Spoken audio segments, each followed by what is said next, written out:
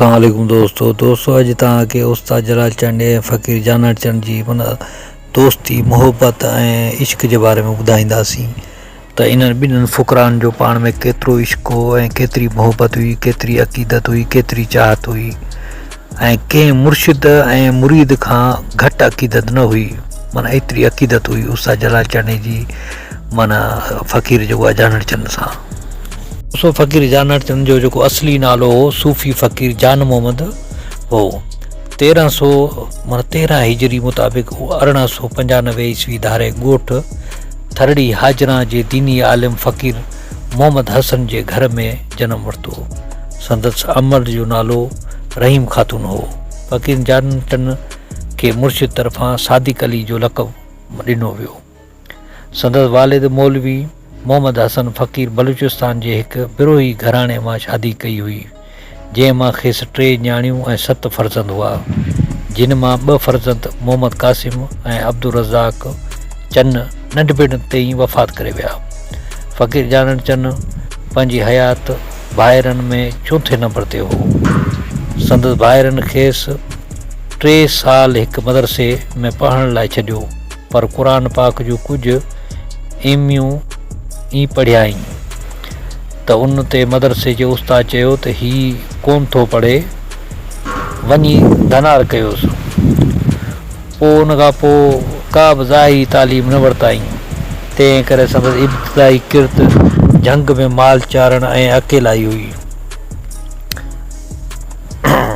उन्ही दौर में पाण जेको आहे सैयद अब्दुल क़ादिर जीलानी ते एतिक़ाद रखंदो हो ऐं हर मुश्किल वक़्त में यादि दस्तगीर जी सदा बुलंद कंदो हो। 11 वरह जी ॼमार जो थियो त संदसि वालिद बुज़ुर्गवार रहलत करे वियो, माना दुनिया मां गुज़ारे वियो।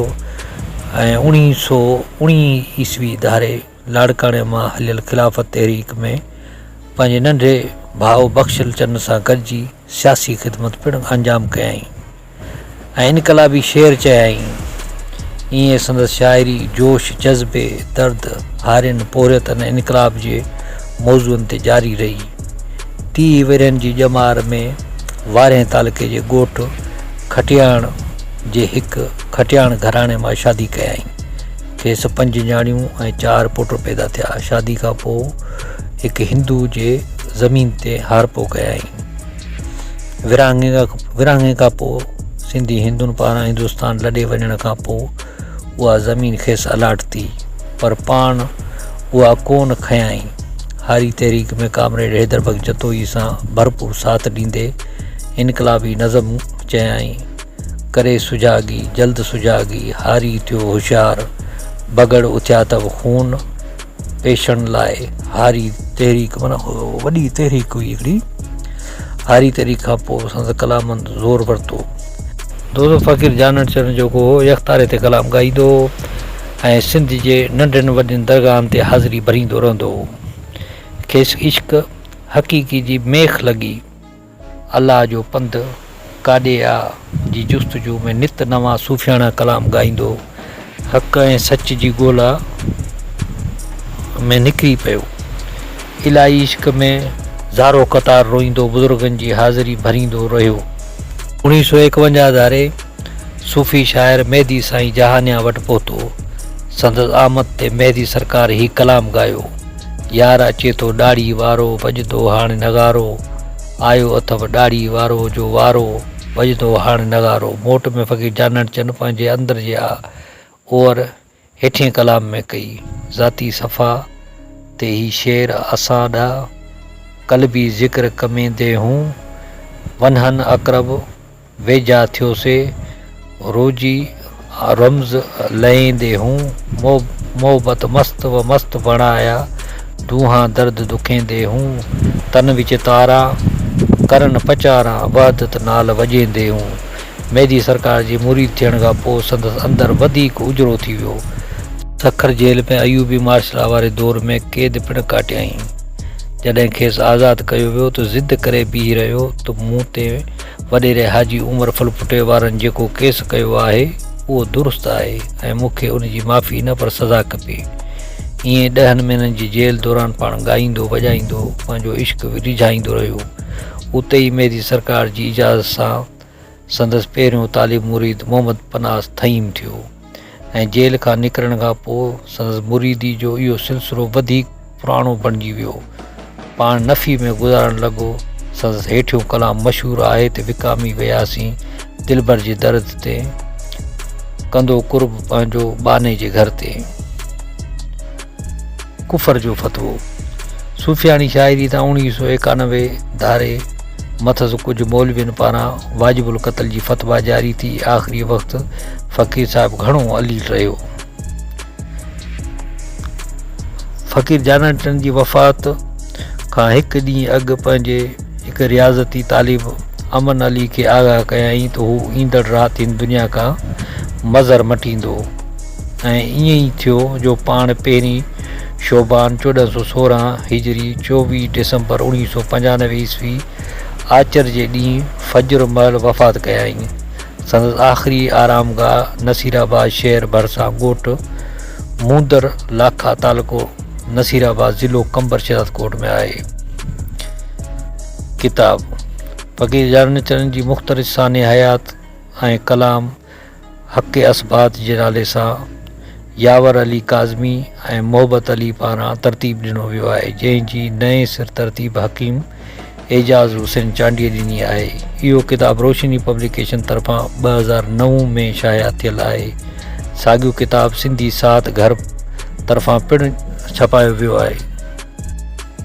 दोस्तो फ़क़ीर जानचंद सां उसा जलालचंद जी तमामु घणी माना दोस्ती हूंदी, तमामु घणी भाइपी हूंदी ऐं तमामु घणो इश्क हूंदो ऐं उहा जेका मोहबत हूंदी, दोस्ती हूंदी, चाहत हूंदी, उहा बि माना हिकिड़ी पीरी मुर्शिद जी हिसाब सां हूंदी। छो जो उस्ताद जलालचंद जो जेको मेहदी सरकार जो माना जेको हूंदो मुरीद हूंदो ऐं माना ख़ासि तालिब हूंदो, माना हुनजी चाहत हूंदी हुनखे।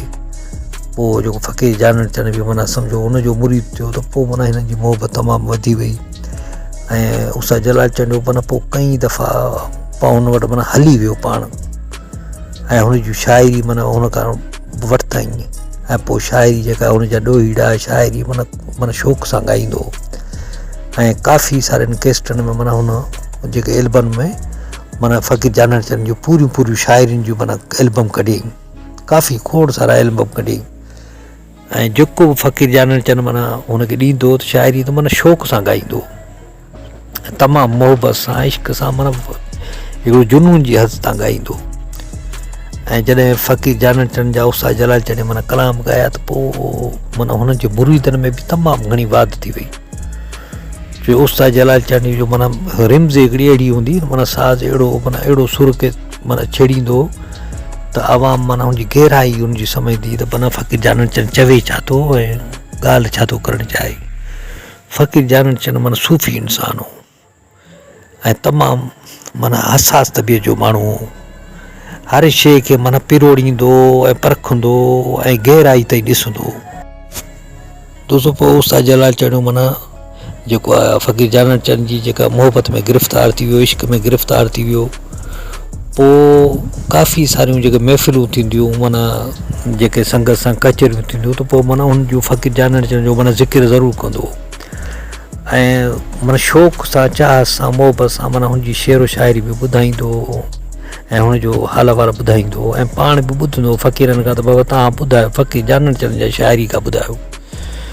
ऐं पोइ हिकिड़ी वॾी कचहरी थी, हुन में उस्ताद जलालचंद माना चई ॾिनो त बाबा सॼी महफ़िल थी हुन ॾींहुं ॾाढा ख़ुशि थिया थी। जेको जानचंद जो माना जेको इहो शेर चए त बसि मूंखे मारे छॾी बसि, माना एॾो उस्ताद जलालचंद माना ख़ुशि थियो। पोइ वरी उहो अमरा माना वरी उहो ॿुधाए पियो त तो अलाह जे दर ते घाट आयो। हाणे माना एॾी माना हुन सां मोहबत हूंदी, एॾी चाहत हूंदी। ऐं फ़क़ीर जानचंद बि जेको हो उस्ताद जलालचंद माना जॾहिं हुन वटि ईंदो त पंहिंजे फुकराई लॾे खे माना सभिनी खे माना तयारु कंदो त बाबा जलालचंद पियो अचे, जलाल अचे पियो। उस्ताद जलालचंद माना हुन खां ख़ासि फैज़ वठंदो ऐं पोइ उस्ताद जलालचंद माना हुनजी तबियत ॾिठी, हुनजो फुकराई रंग ॾिठो त माना पाण बि उन रंग में रंगजी वियो। त पोइ उस्ताद जलालचंद माना ख़ासि तौर ते इन्हनि फ़क़ीरनि जा माना ख़ासि तौर ते ज़िक्र कंदो। फ़क़ीर जानचंद थी वियो ऐं राज़ी फ़क़ीर थी वियो, माना इन्हनि जो ख़ासि तौर ते माना ज़िक्र कंदो ऐं शेरो शाइरी बि माना शौक़ सां ॻाईंदो ऐं मोहबत सां ॻाईंदो, चाह सां ॻाईंदो ऐं खोड़ सारियुनि केस्टनि में माना हिन जी शाइरी ॻाई। ऐं जिथे उस्ताद जलाल चवणो आहे महफ़िलनि में वेंदो त राग ते वेंदो जेको फुकराई लॾो हूंदो, जेके माना जेके पाकीज़ा सोच रखण वारा माण्हू हूंदा ऐं उहे कलाम अहिड़ा माना ॿुधंदा, सूफ़ियाणा राग ॿुधंदा त पोइ उस्ताद जलाल चवनि ख़ासि फरमाइश कंदा त बाबा जानर चंद जो को शाइरी ॿुधा, जानर चंद जो को कलाम ॿुधा या राज़ी फ़क़ीर जो ॿुधा।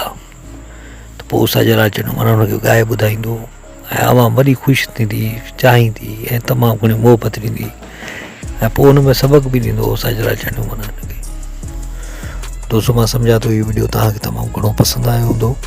जे पसंदि आयो हुजे त असांजे वीडियो खे लाइक कयो, कमेंट कयो, दोस्तनि खे शेयर कयो ऐं असांजे चैनल खे सब्सक्राइब ज़रूरु कयो। अल्लाह हाफ़िज़ दोस्तों।